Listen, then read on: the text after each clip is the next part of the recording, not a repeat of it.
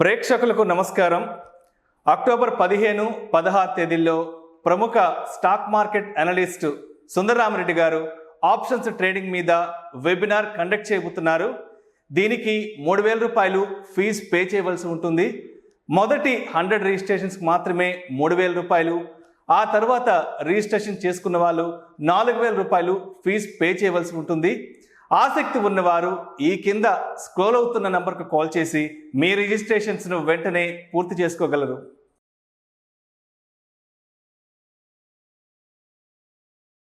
సుందరరామరెడ్డి గారు, ప్రధాని నరేంద్ర మోడీ గారు ఈ మధ్య ఈ డ్రోన్లకు సంబంధించి ఒక స్టేట్మెంట్ ఇచ్చారంట.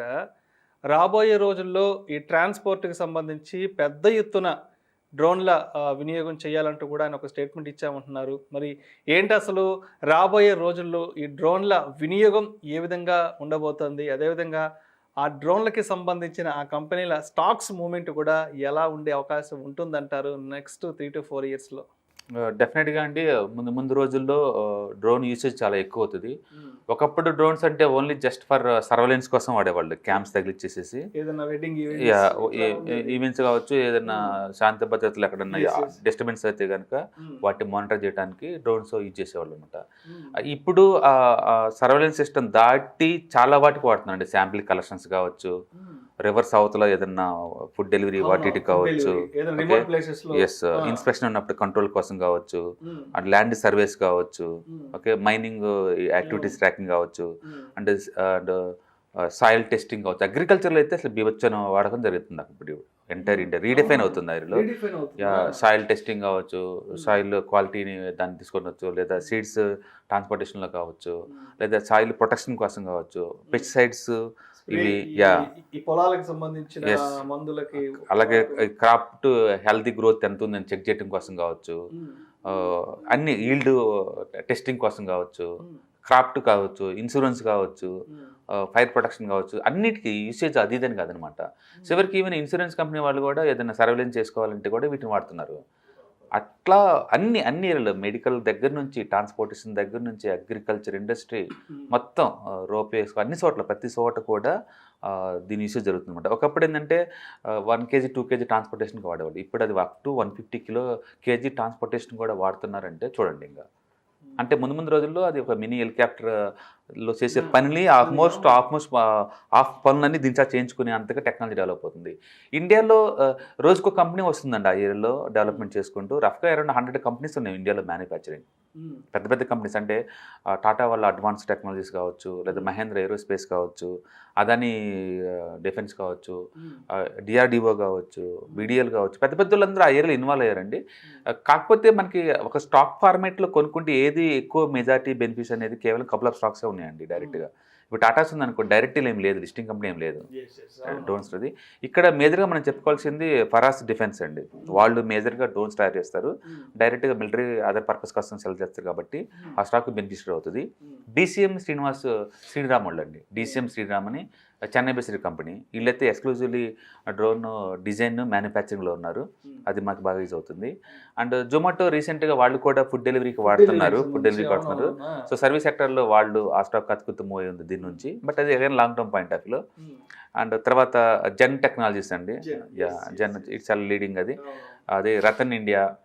ఓకే, ఈ 6 కంపెనీస్ మాత్రమే డ్రోన్ మ్యానుఫ్యాక్చరింగ్ చేస్తూ స్టాక్ మార్కెట్ లిస్టెడ్ కంపెనీస్. మిగతా అన్ని డైరెక్ట్ లిస్టింగ్ కంపెనీస్ లేవు. ఏమి ఉండటానికి 100 కంపెనీస్ ఉన్నా కానీ డైరెక్ట్ లిస్టింగ్ కంపెనీస్ లేవండి. ఓకే, కాబట్టి మనకి దాంతోపాటు ఇన్ఫైట్స్ కూడా సాఫ్ట్వేర్ డెవలప్మెంట్లో ఉంది ఆ ఏరియాలో. సో ఈ బాగా పర్ఫామ్ చేసే ఛాన్స్ ఉంది. కాబట్టి ఈ ఒక్క ప్రొడక్ట్ మీదే వాటి ఎంటైర్ ప్రొడక్ట్ రేంజ్ ఉందంటే లేదు. ఉన్న ప్రొడక్ట్ రేంజ్లో ఇదొక ఎక్స్ట్రా ప్రొడక్ట్ అనమాట, అంతే. డెఫినెట్గా ముందు రోజుల్లో డ్రోన్ యూసేజ్ పెరుగుతుందండి అన్ని చోట్ల. ఎందుకంటే మనుషుల పాలైన చోటకి ఆ ప్లేస్కి అవి వెళ్తాయి కాబట్టి. మొన్న లాస్ట్ 2020 కోవిడ్లో కూడా ఏదైనా కొన్ని ఆటవిక ప్రదేశాలు కానీ రిమోట్ ప్లేసెస్ కూడా ఈ కోవిడ్ సంబంధించిన మెడిసిన్స్, టాబ్లెట్స్ కూడా, vaccines, tablets, emergency blood samples ఏమైనా సరే అది చాలా ఈజీ క్విక్గా మూవ్ చేస్తుంది. ఒకసారి ట్రాఫిక్ జామ్ అయింది పంపించాలన్నా ఇలాంటి వాటికి డెఫినెట్గా అది యూజ్ అవుతుంది. అండ్ అన్ని చోట్ల అప్లికేషన్స్ ఒక ఇండస్ట్రీ అని కదా, అన్ని రకాల ఇండస్ట్రీకి ఇది ఇది ఇది ఆల్టర్నేటివ్గా ట్రాన్స్పోర్టేషన్ ఆల్టర్నేటివ్గా వస్తుంది. డెఫినెట్గా ఇది యూసేజ్ ఎక్కువ అవుతుంది. పర్టికులర్గా డిఫెన్స్లో అయితే చాలా చాలా సర్వే కోసం, బోర్డర్ ఏరియాలో సెక్యూరిటీ కోసం ఓకే వాటి ఆటోమేషన్ చేస్తున్నారు. రీసెంట్గా ఒక 500 crores వరకు టెండర్లు వేశారు ఒక డిఫెన్స్ వాళ్ళు ఒక్కటే ఎలోన్గా. అందుకే చాలా కంపెనీస్ దగ్గర ఇండియాలో 100 కంపెనీస్ ఇన్వాల్వ్ అయినాయి మ్యానుఫ్యాక్చరింగ్లోకి. అంటే నెక్స్ట్ 4-5 yearsకి ఒక ఇంటర్నేషనల్ హబ్ అవుద్ది ఇండియా ఒక డ్రోన్ టెక్నాలజీలోనే. ఊహించని విప్లవాత్మక మార్పులు చూడబోతున్నాం, ఎస్పెషల్లీ డ్రోన్ యూసేజ్ డెఫినెట్గా. ఎందుకంటే ఇండియా విస్తీర్ణం పెద్దది, టెక్నాలజీ ఉంది, యూత్ ఉంది, దాని మీద క్రేజీ ఉంది, అన్నిటికి మించి గవర్నమెంట్ సపోర్ట్ ఉంది. ఇంతకుముందు ఓన్లీ సాఫ్ట్వేర్లోనే మనం లీడర్స్ అండి. ఇప్పుడు హార్డ్వేర్ కూడా chip manufacturing, semi conductor industry ఇక్కడికి వస్తున్నాయి కాబట్టి ఇటు హార్డ్వేర్ ఇటు సాఫ్ట్వేర్ రెండు కంబైన్ అయిందనుకోండి, దాని అప్లికేషనే వేరు.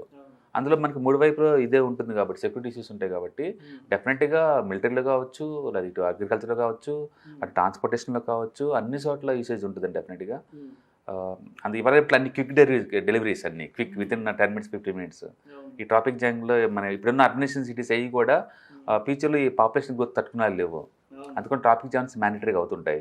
అందుకని దానికి ఆల్టర్నేటివ్ సిస్టమ్ క్విక్గా ఏదైనా ట్రాన్స్పోర్టేషన్ ఉండాలంటే వయా విత్ డ్రోన్ ద్వారా అవుతుంది. కాబట్టి డెఫినెట్గా ఇది ఒక మినీ హెలికాప్టర్ చేసే పనుల్లో సగం చేసి పడేసేది.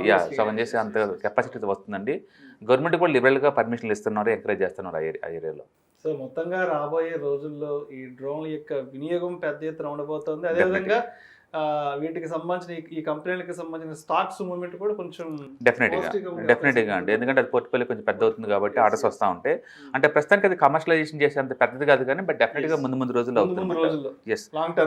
ఇప్పటి వరకు ఏంటంటే అది జస్ట్ సర్వేలెన్స్ లేదా వీడియో క్యాప్చరింగ్ కోసం వాడుకునేది. బట్ ముందు రోజుల్లో అంతకు మించి మన పర్సనల్ లైఫ్లో వాడుకోబోతున్నాం వాటి. మనం ఊహించలేని డెఫినెట్గా.